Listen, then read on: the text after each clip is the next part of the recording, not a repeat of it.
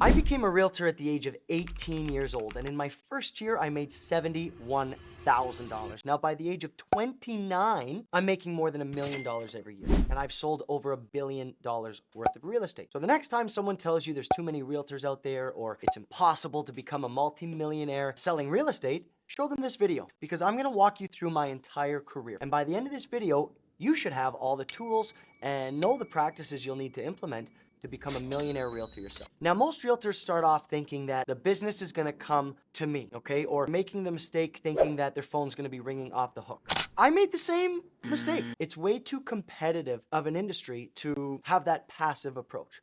So what I learned very quickly is that we need to have an active approach to selling real estate and put ourselves in front of as many people as possible. Basically, I got into the industry and started trying to leverage my network and do a little bit of door knocking to generate leads, assuming that the public would want to work with me. But I didn't realize the competition and the nurturing and the relationship building that had to take place to get there. So what I did was I reframed the process of selling and building a business, thinking more about the long term versus the short term. One of the biggest mistakes that I learned was assuming most deals were the same. I was too focused on the outcome versus being focused on the process. So what we don't want to do is focus on the transactionary nature of this business, but more importantly, focus on the inputs that are going to build our base, build our foundation to ultimately scale and grow. My early years in my career too, I thought I had to spend a lot of money. Thought that, hey, I'm not in front of enough people because I'm not spending enough money. What I realized very quickly is that there's really no lack of opportunity to get in front of people. So biggest piece of advice I can probably give any realtor at any stage of their career, whether you're brand new or you've been doing this for 10 years, 20 years, 50 years, is that you can't focus on you. I'm not there just to knock on the door and say, hey, you want to sell your house with me? Because I want to sell your house. No. We need to flip the script and make it about our clients.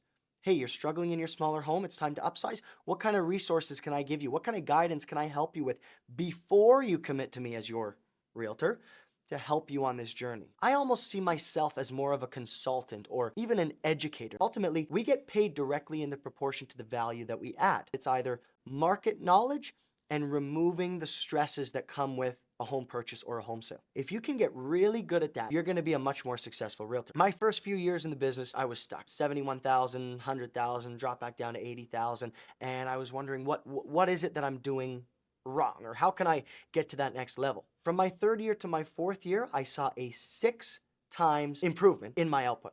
What did I do differently? The biggest thing I tweaked was giving the value before I expected the value. I used to go out there and prospect and hunt for myself. How can you benefit me, basically? I reframed that to what can I do for you? How can I make your process simpler? How can I keep you educated on what's happening so that when the time comes, I'll be here. So when I made myself more valuable as a resource, the scale of my knowledge, the database of contacts that I had, immediately I noticed that, hey, my clients, my conversations are becoming more aligned with me. Another issue I found early on was that I would kind of take one deal and run with it.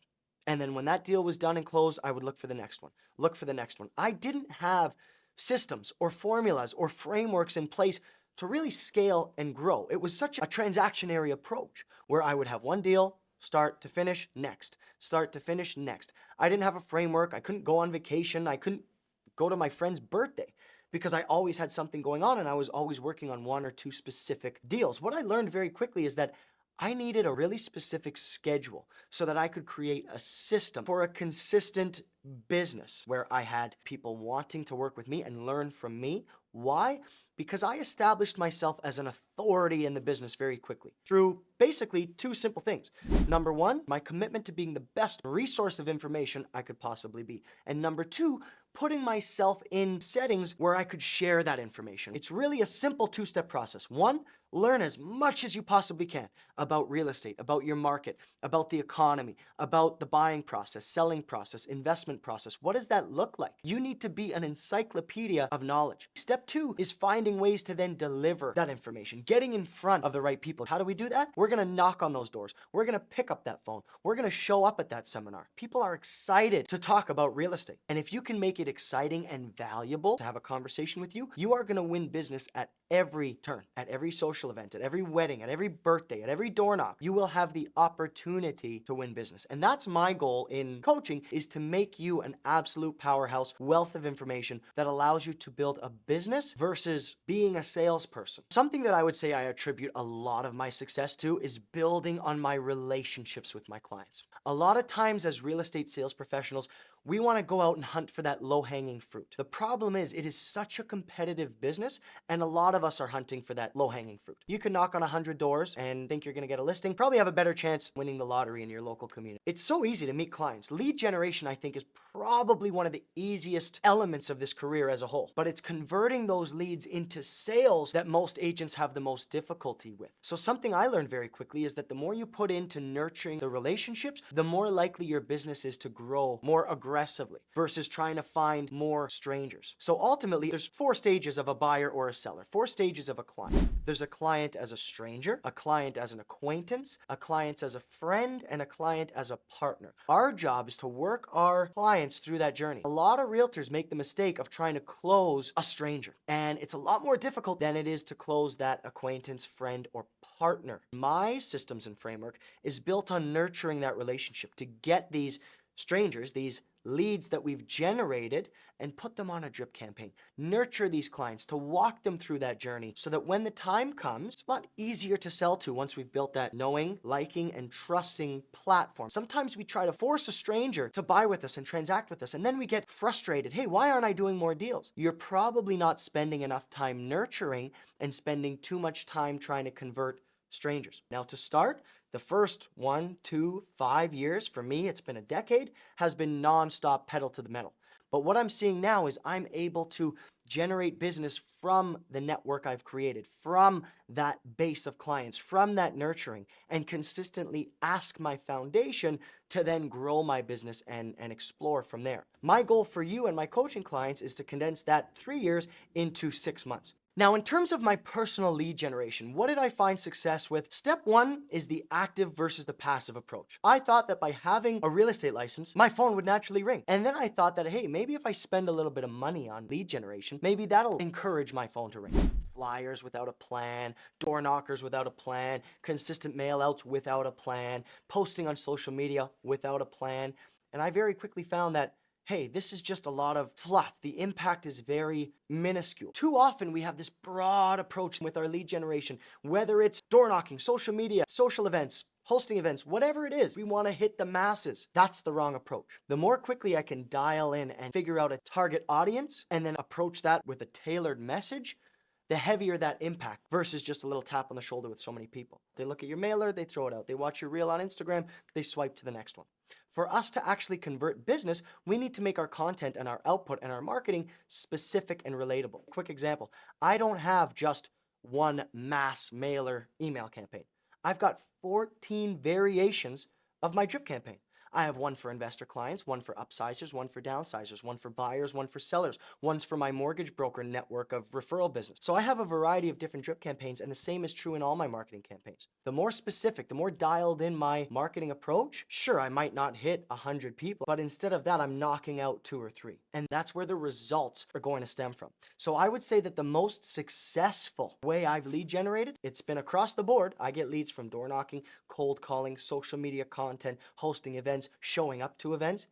But when I have my conversations, or I have my print marketing, or I have my social media output, I know who exactly my target audience is. Instead of here's some tips for buyers, it's here's some tips for first-time buyers of a 1-bedroom condo in downtown Toronto. So that first-time buyer of a 1-bedroom condo in downtown Toronto is a lot more likely to watch that video.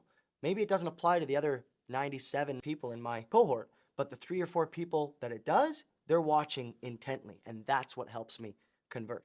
And what I'm doing is I'm segmenting my base and putting out content or mailers or actionable marketing plans to each specific segment. So when I have my 100 clients that I want to knock out, if I can focus on 2 or 3, boom, knockout punch. Then the next 2 or 3, next 2 or 3, next 2 or 3, until I've covered all 100. Then I go back to start and I do it all again. So in your farming, in your lead gen, in anything that you do, the more specific the message, the higher the impact, the more magnitude that piece of marketing is going to have. If I could change one thing about the way I started my career, I'd probably say that I didn't do a good enough job tracking contact information. I think that I let a lot of business, probably millions and millions of dollars, passed me by because I wasn't asking for the business enough and I wasn't collecting enough data. I can think back to early on in my career having really great conversations. And what I failed to do was ask for the contact info, ask for the opportunity to keep in touch. So if there's one piece of advice I could give to agents across the board, make sure you're asking for the business, because you are more than likely leaving a lot of money on the table because you're doing a great job, you're just not asking for the business. That's one thing I really wish I did better and started doing from the jump. Asking for contact info, putting it into a CRM system, and tracking, keeping notes, keeping in touch with those clients. I started doing that too late in my career. Obviously, it's the best thing to do. You can't always transact in the moment. I'm gonna tell you two things that I would massively attribute my own personal success to. Number one, to get into that top 1%, all the common traits are knowledge of the market, being an absolute expert and authority in your craft. I like to read 3 to 5 articles every single day that pertain to my market, because that gives me the ammo I need to fire the shots I may need to fire in a day, in my lead gen, in my conversating. Do not stop learning. And two is the combination of energy, enthusiasm, passion, combined with urgency. You need to be excited about the impact you have on your client's purchase or sale and the value that you add in the process. We need to challenge those assumptions in the market of salespeople and of realtors, because it's the top 1% doing 99% of the business. Those are two of the biggest pieces that I would say have contributed to my own personal success.